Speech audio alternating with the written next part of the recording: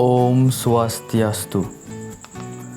Perkenalkan, nama saya Imadi Wirapaja Prayoga dengan nomor induk mahasiswa 20150910001 dari program studi S1 Sistem Informasi dan kelas 1A.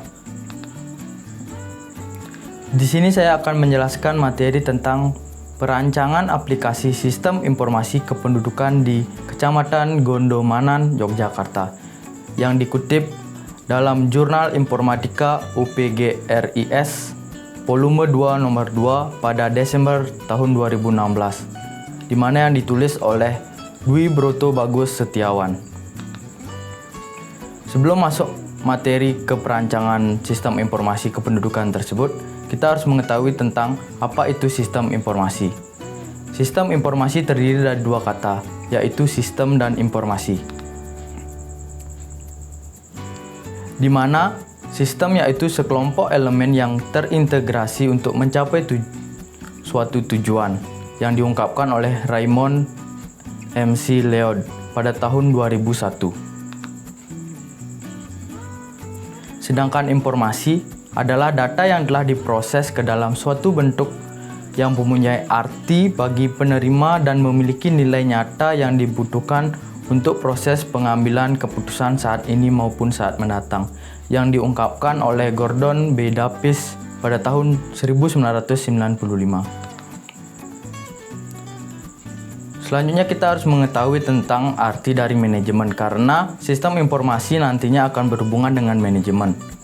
Secara umum, manajemen merupakan proses yang khas yang terdiri dari tindakan-tindakan perencanaan, pengorganisasian, penggerakan, dan pengawasan untuk mencapai tujuan yang telah ditetapkan, memulai pemanfaatan sumber daya manusia dan sumber daya lainnya, yang diungkapkan oleh George R. Terry pada tahun 1997.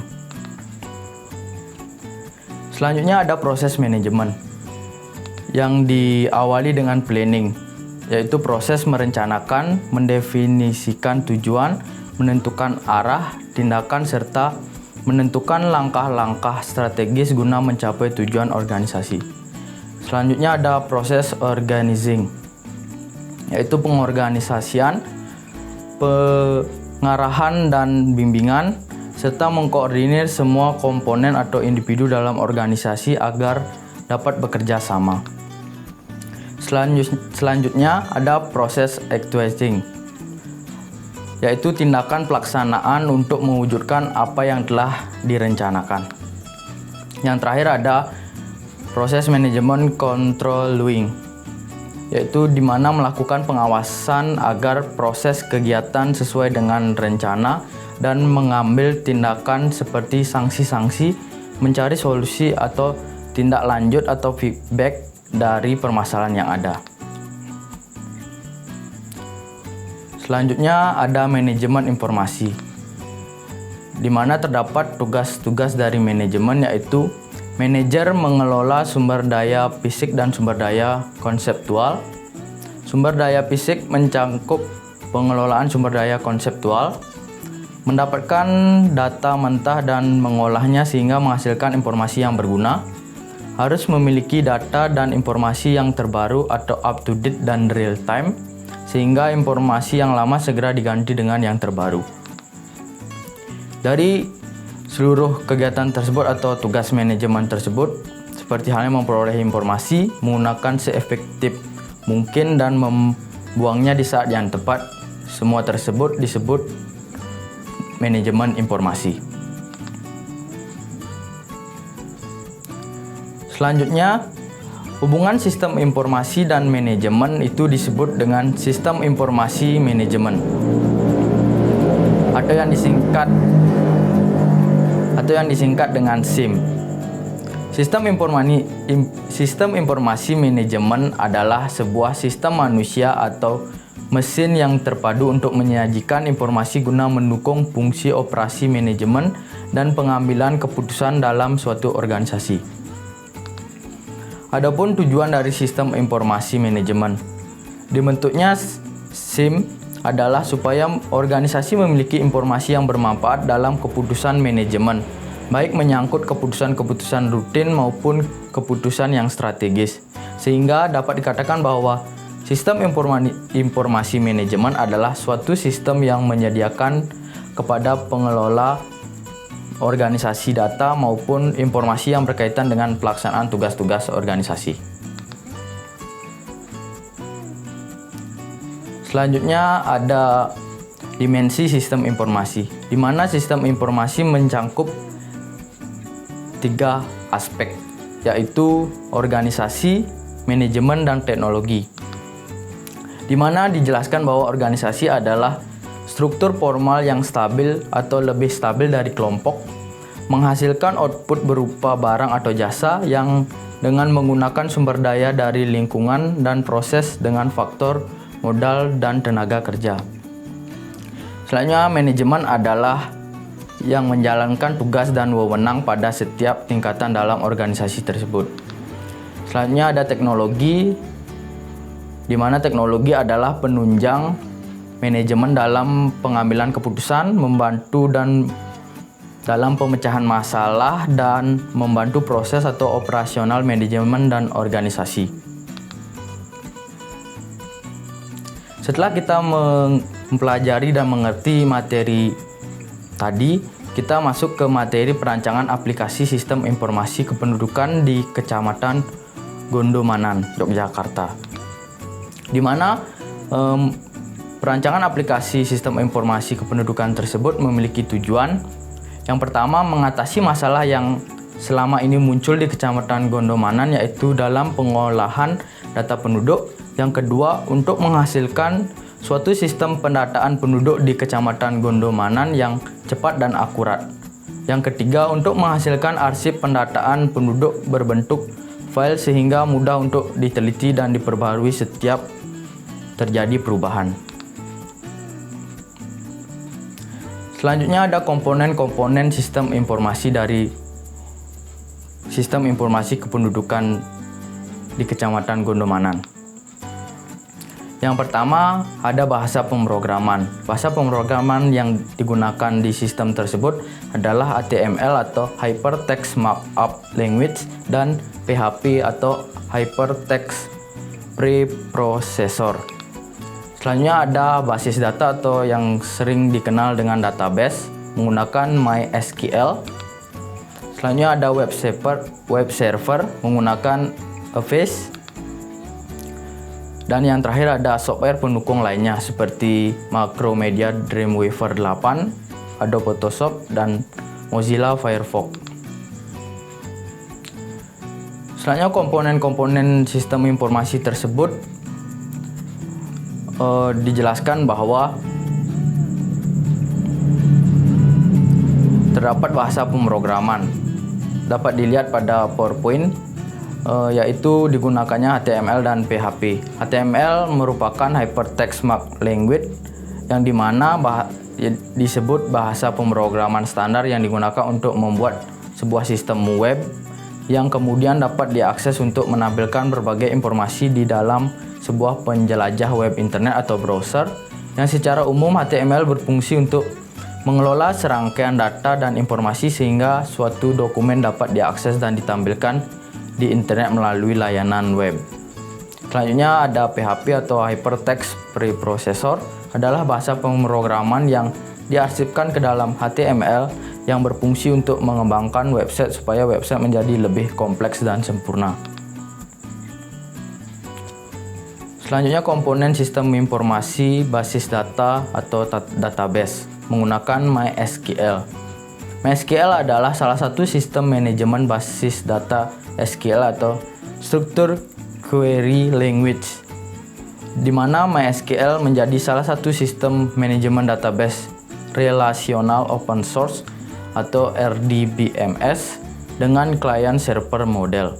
Sedangkan RDBMS merupakan software untuk membuat dan mengelola database berdasarkan pada model relasional seperti database, open source, client server model, dan SQL. Selanjutnya ada komponen web server. Yang digunakan adalah Apache. Apache adalah software web server yang gratis dan bersifat open source. Meskipun disebut sebagai web server, WordPress tidak hadir dalam bentuk server fisik, melainkan software yang menjalankan sebuah server yang berfungsi untuk membuat koneksi antara server dan browser memiliki visitor website seperti Firefox, Google Chrome, Safari, dan lain-lainnya. Sembari mengirimkan file bolak-balik atau antara klien dengan server, WordPress merupakan software lintas platform, dan karena itulah server ini dapat berfungsi baik di server Unix maupun server Windows.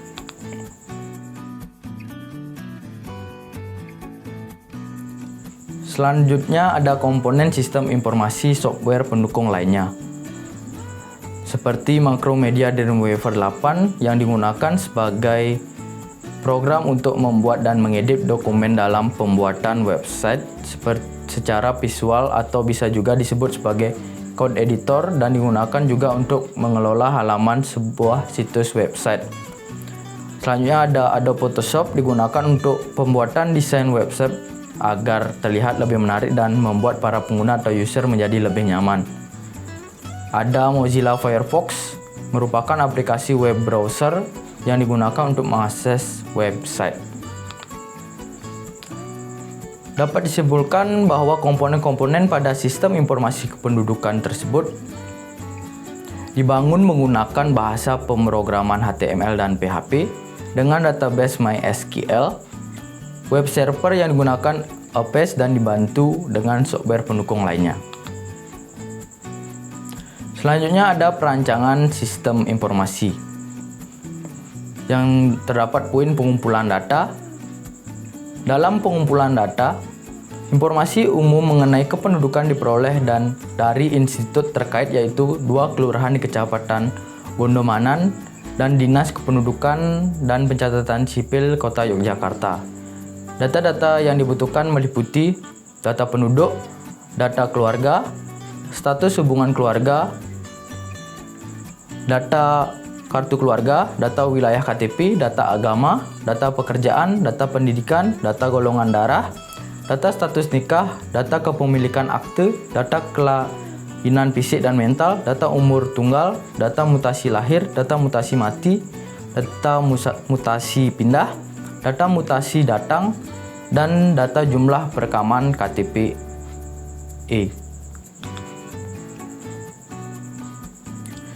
Selanjutnya ada perancangan sistem informasi, yaitu perancangan proses. Perancangan proses yang dimaksud di sini akan menjelaskan bagaimana sistem bekerja untuk mengolah data input menjadi data output dengan fungsi-fungsi yang telah direncanakan. Selanjutnya ada data flow diagram atau DFD. Data flow diagram adalah suatu grafik yang menjelaskan sebuah sistem dengan menggunakan bentuk-bentuk atau simbol untuk menggambarkan aliran data dari proses-proses yang saling berhubungan. DFD menggambarkan input, proses, dan output yang terjadi dalam suatu sistem. DFD juga menggambarkan aliran data dalam sebuah sistem. Selanjutnya ada penyusunan database. Database atau basis data adalah merupakan suatu media penyimpanan yang digunakan untuk menyimpan data-data penunjang sebagai inputan sistem dan kemudian diolah menjadi data output sistem. Basis data yang dibuat pada sistem informasi ini menggunakan MySQL. Dapat dilihat pada gambar 1 merupakan tahap-tahap penyusunan basis data, yang dimana pengguna akan mengolah data kependudukan di Kecamatan Gondomanan yang nantinya akan disimpan di database dan kemudian akan menghasilkan output berupa laporan atau informasi yang selanjutnya bisa diakses oleh pengguna secara langsung. Selanjutnya ada pembuatan tabel dan relasi antar tabel. Tabel-tabel yang dibutuhkan adalah sebagai berikut: tabel kartu keluarga, data penduduk, wajib KTP, pekerjaan, status nikah, kepemilikan akte, umur tunggal, mutasi lahir, mutasi mati, mutasi pindah, mutasi datang, dan tabel jumlah perekaman KTP. Selanjutnya dapat dilihat dari gambar 2, yaitu gambar relasi antar tabel yang dimana dimasukkan dari seluruh tabel yang dibutuhkan tersebut akan nantinya digabungkan dan menjadi suatu tabel yang kompleks. Selanjutnya ada uji coba dan analisa. Hasil pengujian dari sistem informasi kependudukan tersebut diawali dengan mengakses atau memasukkan URL pada web browser seperti Mozilla Firefox, Google Chrome, dan web browser lainnya, dan nantinya akan membawa ke halaman yang terdapat pada gambar 3, yaitu tampilan tools kependudukan. Selanjutnya kita memilih menu username dan memasukkan password, yaitu menu login yang nantinya akan membawa kita ke halaman pada gambar 4, yaitu tampilan fungsi statik. Selanjutnya ada hasil analisa. Terdapat beberapa poin penting dalam penguji coba sistem informasi tersebut, di mana yang pertama memberikan informasi kependudukan di Kecamatan Gondomanan. Selanjutnya memberikan kemudahan untuk pegawai baik di Kecamatan Gondomanan maupun di kelurahan yang berada di Kecamatan Gondomanan untuk mengisi profil kecamatan maupun kelurahan. Dan yang terakhir, administrator memiliki fungsi untuk memasukkan semua data master ataupun data pendukung dan memanajemen data tersebut dari data kependudukan untuk kemudian disimpan ke database. Selanjutnya ada kelebihan dan kekurangan sistem informasi tersebut menurut pembuat. Kelebihannya ada membantu proses dalam pendataan penduduk di Kecamatan Gondomanan dalam waktu yang singkat, dan meminimalkan kesalahan yang mungkin terjadi dalam pendataan penduduk. Kekurangannya adalah masih terbatasnya informasi data penduduk maupun jumlah penduduk, dan masih perlu untuk terus dikembangkan agar terhindarnya kesalahan-kesalahan pada website sehingga akan membuat website menjadi sempurna. Selanjutnya ada kelebihan dan kekurangan sistem informasi menurut saya sendiri. Kelebihannya adalah website tersebut sangat mudah pemakaiannya dan tidak terlalu berat. Maka dari itu dapat memudahkan pengguna atau user untuk mengaksesnya. Dan kekurangannya belum adanya aplikasi berbasis mobile seperti Android maupun iOS, sehingga dalam pengaksesan website tersebut kurang simpel. Sekian dari materi yang saya bawakan. Apabila ada kekurangan dan kesalahan yang saya jabarkan, saya mohon maaf. Saya akhiri dengan Parama Santi. Om Santi Santi Santi Om. Sekian, terima kasih.